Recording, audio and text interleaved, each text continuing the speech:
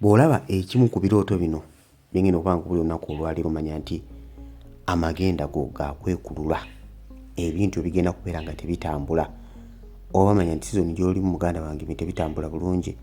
Kiki olina okuba nga okola kwe kuba nga onoonya nnyo Katonda, kwe kuba nga osaba omwoyo wa sipiidi ajja kwegatteko, kubanga wabeerawo hindrance, wabeerawo okuziyizibwa okuba nga kugendereddwamu kuba nga kuslowinga amagenda go obeere nga weewalula bwewaluzi nga tugenda mu maaso ng'ebirooto bino byogenda okuba nga oli lwaleero ate era obitegeere ddala bulungi ate era okkaanye nabyo. Ekisookera ddala okuloota ekkovu. Bw'oloota ekkovu ng'era ekkovu bw'oliraba bwe litambula oba olina ky'okolako oba ky'ogobako n'oloota ekkovu, manya nti mukwano gwange agamagenda agenda kubeera aga siro. Manya nti waliwo oluusi emyoyo egyagala okuba nga gikuziyiza okuba nga otambula ku sipiidi mu kintu ekyo. Waliwo sipiidi entuufu gy'olina okuba nga otambulirako. Naye oba nga oloota kkovu, ekkovu nga bw'olimanyi, ekkovu liri very slow mu bisolo byonna. Litambula mpola mpola mpola mpola. Ate ne liva mu kutambula mpola mpola, buli bwe likoona kantu konna, buli wesanga obusitako yonna mu kkubo nga lyefunya nga liddayo mu kisheero kyalyo, mu kiyumba kyalyo. Terisikinga kintu kyonna nedda. Karisiki konna akajja mu magenda gaalyo nga liddayo nga lyekweka. Ngono livaayo mpola mpola nga likoona lirabe oba waliyo amagenda, waliyo biteredde ng'oliryoka litambula ate era mpola nnyo. Oba oliawo singa ekintu kirikoona kulya ndibadde lifubutuka misinde, awo ne livaayo walidde enja, naye wa lyekweka bwekwesa awo liddayo buzi mu kisheero kyalyo. N'omulabe ne waba nga alirinze awo ligera ne livaayo ne litandika okkoona lirabe nga lyeyongerayo. So bw'oloota ekkovu manya mukwano gwange amagenda tewali, amagenda ga siro. Olina ky'ogobako, olina ky'okolako, olina bizinesi gy'otandise, olina ky'ogenda okuyingiramu kuba kubyagenda bweru.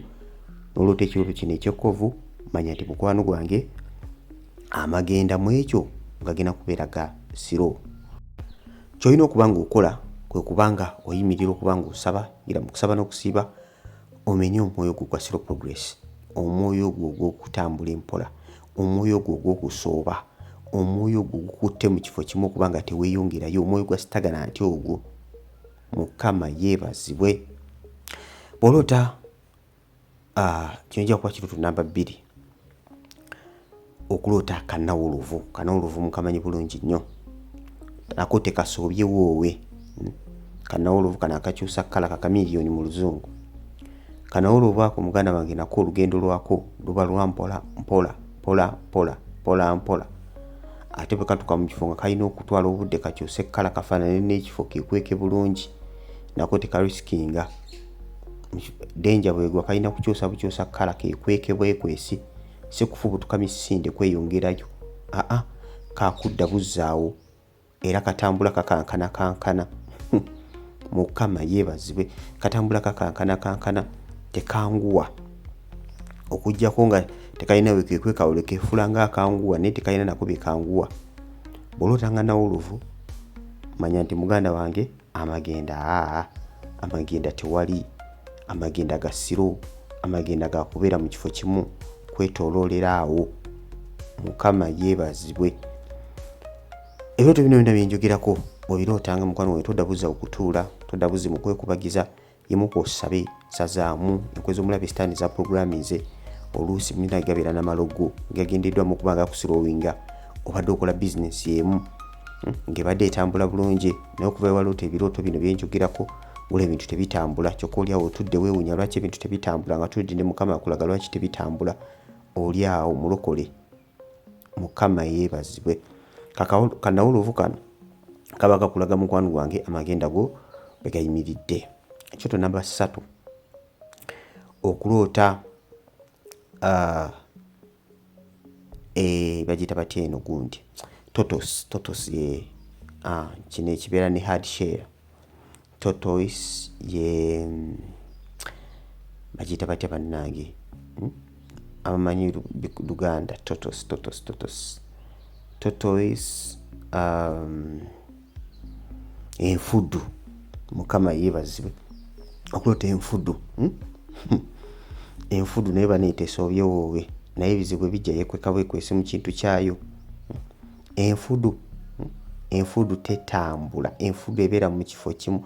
Enfudu ne bwesalawo okutambula bannange ekeerewa, tesobola kukwata budde.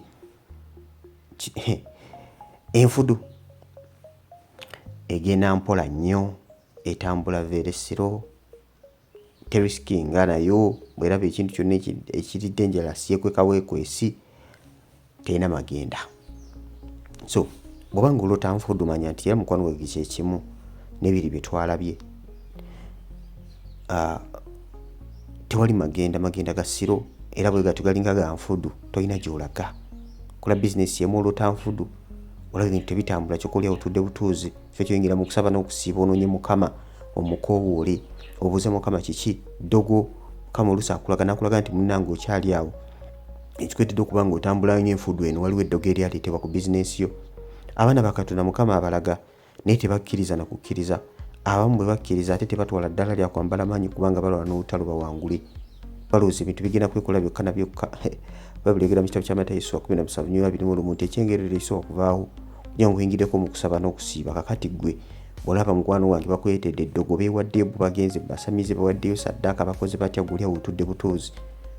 Mukama yeebazibwe, va mu kwetuulako mukwano gwange. Nawe yimirira ne saddaaka yo. Saddaaka yo yeeruwa gwe musaayi gwa Yesu. Tulina saddaaka eri beta, musaayi gwa Katonda. Yimirira nayo olwana olutalo ku 2:3 teiddogo eri Isirayiri. Ngino olwana olutalo. Tebagenda kukusira owinga n'akamu ng'omwana wa Katonda, ogenda kuwangula. Mukama yeebazibwe. Kyoto namba 4, okuloota nabbubi. Ng'okwatibwa nabbubi.